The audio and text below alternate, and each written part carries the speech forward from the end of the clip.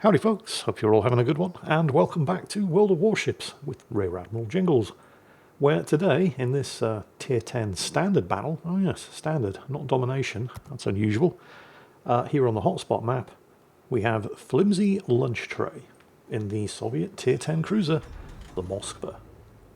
And I say cruiser because that is technically true, it does occupy a cruiser slot on the team, but it's basically a battle cruiser, which is key because most battle cruisers occupy a battleship slot, so you're basically getting a free mini battleship on your team that's occupying a cruiser position. So why do I say this thing's basically a battle cruiser? Well, generally heavy cruisers, which the Moskva is, feature 8-inch or 203mm guns, but the Moskva has 220mm guns, which isn't a huge difference in caliber. But the armour-piercing shells fired by this thing have such high penetration and such high velocity that it is effectively a mini battleship. A lot of people refer to Moskva as Battleship Moskva, despite the fact that it is actually a cruiser. And it's all down to the just sheer devastation that can be inflicted upon enemy ships by Moskva's 220mm armour-piercing shells. Normally. Which is the reason why we're watching FlimsyLunchTray here in the Moskva today, because I have never, ever seen anybody in this ship have such bad luck with what is supposed to be the ship's best feature, its armour-piercing ammunition.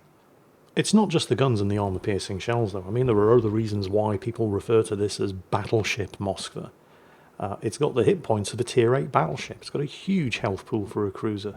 It also has 50mm of bow, stern and belt plating, when most battleships only have 32. This means that properly angled, this thing can comfortably and reliably bounce even Yamato armour-piercing shells. Oh, quick word about his division mate, Doom Beagle in the Khabarovsk over there. It actually has a lot of things in common with the Moskva, whereas the Moskva is a heavy cruiser that's really a battle cruiser. The Khabarovsk is a destroyer that's really a light cruiser. It is absolutely not the kind of destroyer that will do well by rushing caps at the beginning of the match, because it's got a surface detection range roughly the size of the state of Nebraska. Whereas the role of most destroyers in World of Warships is to contest cap circles and spot for the team, the Khabarovsk is just no good at doing that, which is another unusual thing about this battle, because Doom Beagle over there is actually going to end up with more than 100,000 spotting damage.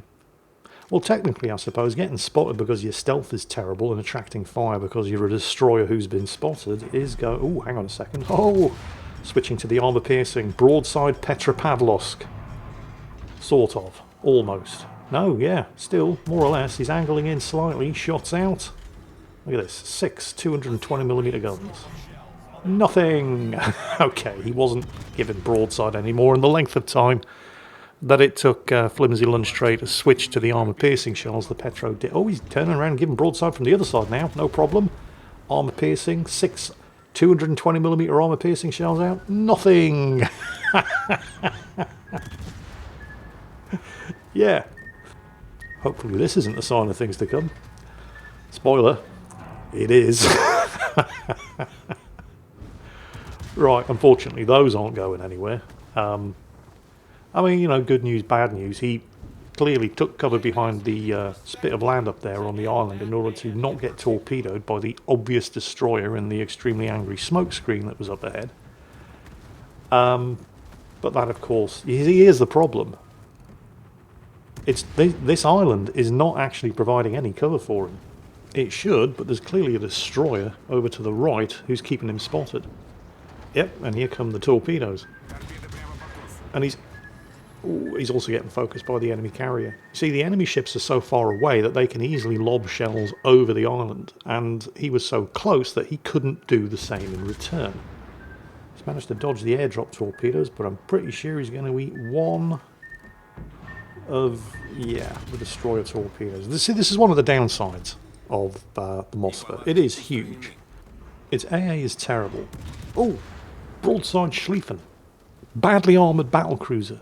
Armour-piercing loaded? Nothing!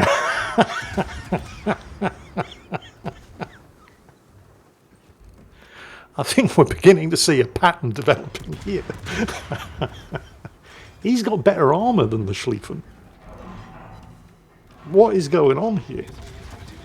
I mean, the Schlieffen's a very powerful ship, but it is notoriously fragile.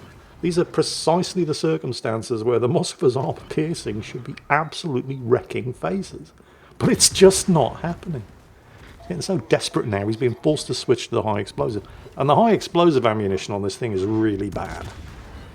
I mean, shell per shell, it's not that bad, it's just the rate of fire is terrible. The high explosive DPM, I mean, yeah, sure. You can do large chunk damage to destroyers. And it's cruiser dispersion, so it is pretty accurate, and you can reliably hit destroyers if your aim is good. And he's got one, so yeah, you know, not terrible. But if you're ever in a Moskva facing off against a cruiser or a battleship, and you're forced to use the high explosive, things are not going to go well for you.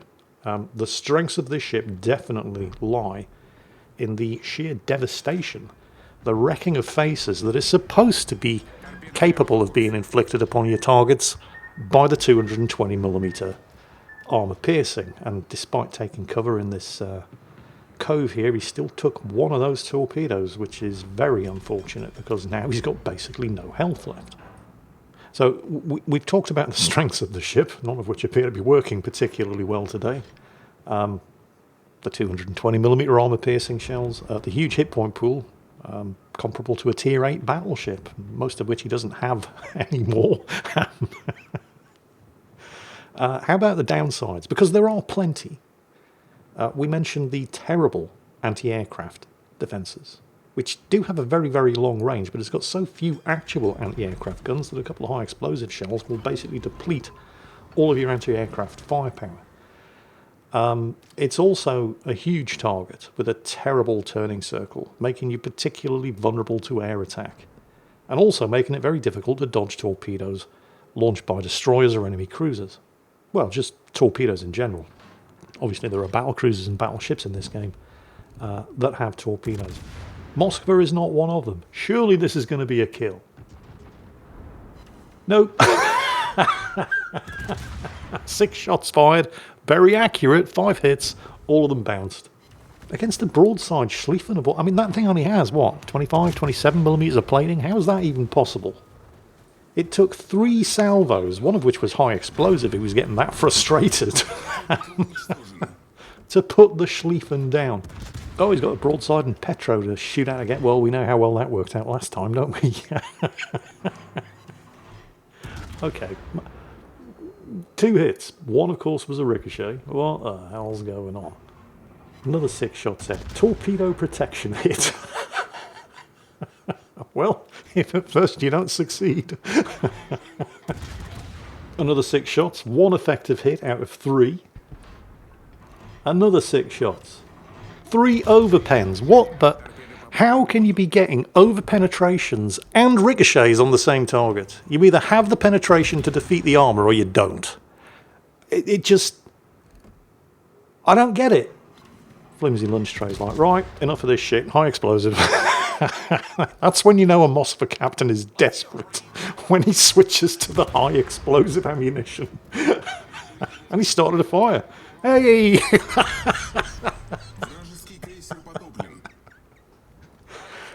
If it's ineffective, but it works. It's not ineffective. A couple of things to point out here. That's his 3rd kill. But he's only done 54,000 damage. And 2 of his 3 kills were achieved with the high explosive ammunition. What the hell is going on? Oh, he's ever the optimist here, isn't he?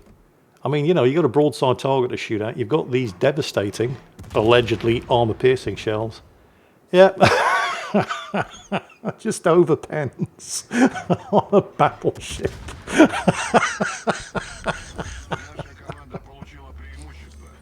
This is not supposed to happen. And it was the Shikishima who got him with what looked like citadels. Let me just remind you here, he's firing at a broadside target with 220mm armour piercing and getting over penetrations. The Shikishima is firing with 510mm armour piercing and getting citadels. This shouldn't be happening. You could argue, and you'd probably be right that this is a case of poetic justice, though, because the Moskva is, how can I put this? It's kind of bullshit. It shouldn't have the alleged performance, we're not really seeing it today, that it has. Because actual battle cruisers, like the Schlieffen on the enemy team, like the British battle cruisers, they have the firepower, they've got the battleship firepower, but they have to sacrifice armour in order to get the cruiser speed. The Moskva doesn't. It's got better armour than battle cruisers. In fact, it's got better plating than most battleships. Oh, he's got a broadside Michelangelo to shoot at. It is just a cruiser. He's loaded the armour piercing. He's ever the optimist, isn't he? It's gone undetected. Let's see. Yeah, 1 penetration. 5 ricochets. All 6 shots hit. A broadside cruiser.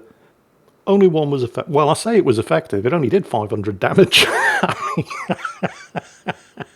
So I don't know what it penetrated, but it clearly wasn't anything important. Oh, what the actual... This just does not compute. But, I mean, yeah, you could say this is poetic justice. Because unlike most battle cruisers that have to sacrifice armour, like the Schlieffen, like the British battle cruisers, in order to achieve the level of speed and firepower that they have, the Moskva doesn't. It can do 34 knots. Oh, there's the Michelangelo again. Again, he had the high explosive. Again, he's feeling optimistic. He's switching to the armour piercing. All 6 shots, and at this range, with this accuracy... Yeah, nothing.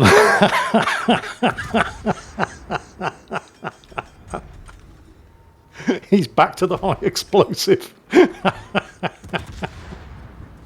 No, he's back to the armour piercing, the Michelangelo. Look at this target. You couldn't ask for a better target for armour piercing ammunition.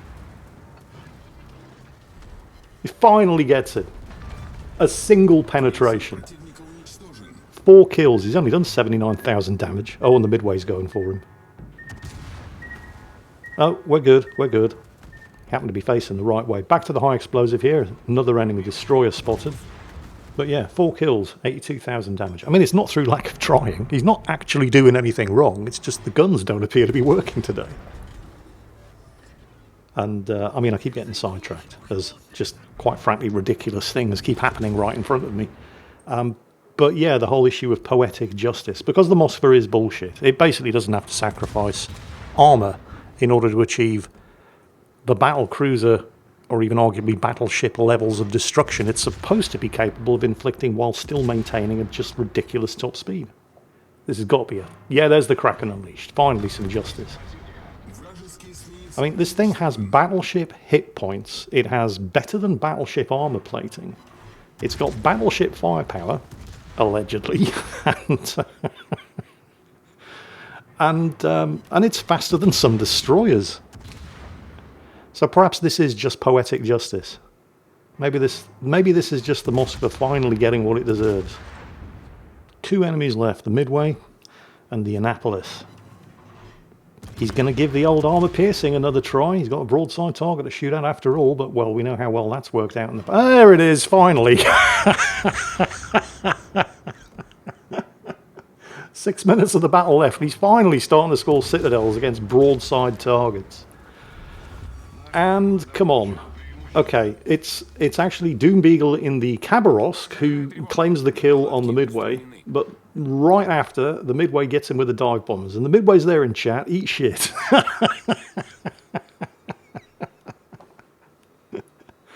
Which, I suppose is fair. That just leaves the Annapolis. However, FlimsyLunchTray does not have an awful lot of health. And that's a effectively tier 11 supercruiser angled in against him, which means he has to rely on this absolutely terrible high explosive. Or he would have... Oh, come on, he's switching to the AP, because the Annapolis... Now, and this is what is supposed to happen when you're in a cruiser and you give broadside to a Moskva. Oh shit, here comes the Midway. Oh no. Oh no. Oh no. Yeah, eat shit, Midway.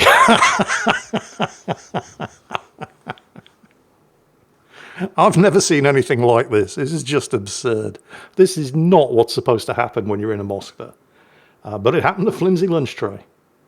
And yet, despite that, he still managed almost 3,000 base experience. And it will probably surprise absolutely nobody to learn that he almost did as much damage with his terrible high explosive shells in this battle than he did with his supposedly best in slot armor piercing. In fact, if you add in the fire damage, he actually did more damage with a high explosive than the armor piercing. If you're waiting for some kind of explanation, don't hold your breath, because I don't have one. I mean, that's just ridiculous and is absolutely not what is supposed to happen when you play the Moskva and you have targets giving you broadsides like that. But it happened today. So, Flimsy Lunch Tray, congratulations, I guess, on what must be one of, if not the most frustrating game of World of Warships you have ever had to play. But hey, nearly 3,000 base experience, so clearly something went right. I just can't really pin down what it was, but congratulations anyway. And I hope you all had fun watching him suffer for our entertainment, because, yeah, he's probably going to want to go and lie down after that. And that is therefore it for today. Hope you all enjoyed it, and as always, take care, and I'll catch you next time.